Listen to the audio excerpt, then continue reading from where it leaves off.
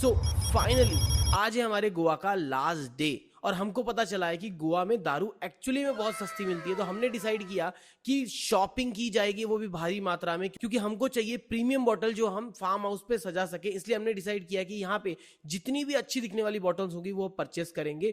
क्या बिल आता है, कितने की दारू हमारे सिटी में पड़ती है और यहाँ कितने की मिल रही है, और साथ में कौन कौन सी बॉटल्स हम लोग लेने वाले हैं, वो सब कुछ आपके साथ शेयर करूंगा। Let's go. तो फाइनली आज हम लोग आ गए दारू की शॉपिंग के लिए, लास्ट डे और हम लोग निकल रहे हैं। तो यहाँ पर हम लोग आ गए अच्छे खासे मतलब प्रोफेशनल शॉप में। तो यहाँ हम लोग आज दारू की शॉपिंग करेंगे। तो एक एक करके बताता हूँ कि कितने मिल जाएगी डॉगर में।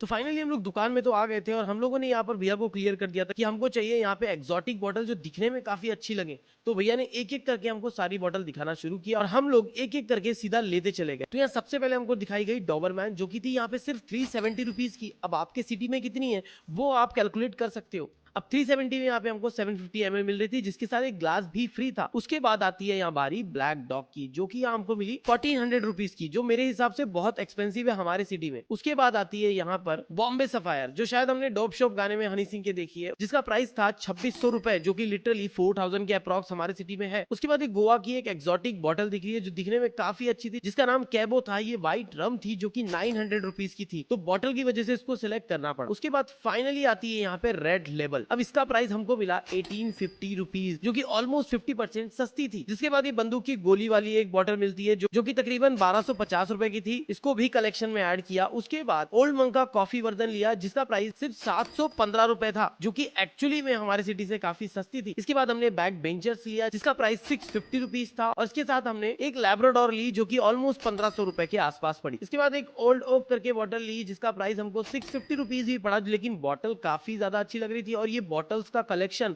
बहुत ज्यादा हो गया, अंदर से डर भी आ रहा था कि इतनी बॉटल हम लेके कैसे जाएंगे और ये अलाउ है भी या नहीं, नहीं पता। उसके बाद हमने इग्नाइट नाम की बॉटल ली, जिसका प्राइस 715 था। अब बॉटल्स एक्चुअली में बहुत ज्यादा हो गई थी, तो हमने यहाँ पे इसको स्टॉप करना ही सही समझा, और अब ये भी नहीं पता था कि बिल कितना जाने वाला है। तो हमने यहाँ एक एक करके सारी बॉटल्स को चूज किया, जिसमें शायद एक दो बॉटल मिस भी हो गई होंगी, जिसका प्राइस शायद बिल में इंक्लूड नहीं है, क्योंकि हमने सेकेंडरी बिल में इसको इंक्लूड किया था। उसके बाद हमने इंद्री बॉटल उठाई, जो शायद थोड़ी सी एक्सपेंसिव पड़ी हमको। अब सबसे बड़ा टास्क था कि इसको लेके कैसे जाएंगे। तो बस एक एक करके हमने इसकी एयर पैकिंग कराई, जिसका एक्स्ट्रा चार्जेस लगा, और फिर फाइनली हमने इसको पूरा पैक कर लिया। अब सबसे बड़ा टास्क था कि इसको कार में कैसे रखें। तो हमने इसको कार में एडजस्ट करना शुरू किया, और काफी सारी बॉटल्स थी, तो धीरे धीरे करके, एक तो हमारा खुद का भी सामान था, तो हमने धीरे धीरे अच्छे से एडजस्ट किया, और फाइनली ये चीज कंप्लीट हुई। अब सबसे इंटरेस्टिंग क्या है पता है, जब ये फार्म हाउस में सजी हुई दिखेंगी, जो कि बस कुछ अगले दिनों वाले व्लॉग्स में बस आने ही वाला है, तो मेक श्योर सब्सक्राइब जरूर कर लेना, क्योंकि अब से इंटरेस्टिंग व्लॉग्स और काफी यूनिक व्लॉग्स हम लोग पोस्ट करते रहेंगे। और साथ में कोई और प्राइसेस भी जानना है तो कमेंट कर सकते हो। मिलते हैं नेक्स्ट व्लॉग में, तब तक के लिए बाय बाय।